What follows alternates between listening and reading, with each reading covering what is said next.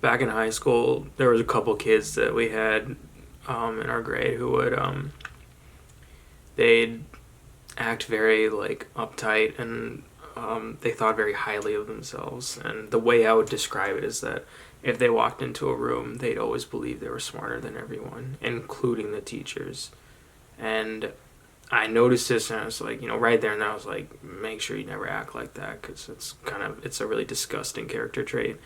And right there and then, I also theorized that in order to succeed in doing anything or be the first or best at anything or to get the answer first, you have to be naive enough to believe you're the smartest person in the room. And I'm not talking about in the way that those kids were being, and it's more about thinking to yourself that you can do or solve a problem and be smart enough to do it. Because I feel like a lot of people will stand around and wait for someone else around them to say something or to begin that process, and all that does is it helps your brain limp. you know I don't think it's helping, I don't think it's helping you grow or progress in your mind in any way if you're just waiting around for people to answer questions for you.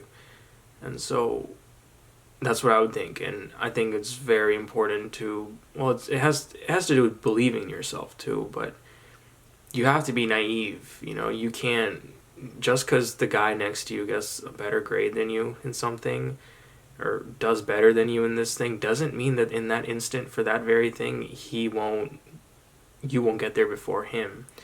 But you have to believe you can. You just have to think that I am capable of doing this and getting there before them, and that's why you should just jump into it.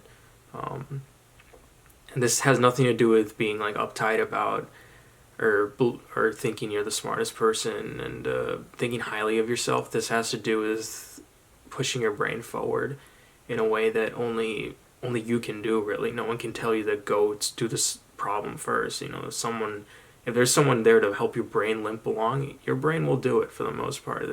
It wants to find the easiest way to get somewhere, and so that's my theory.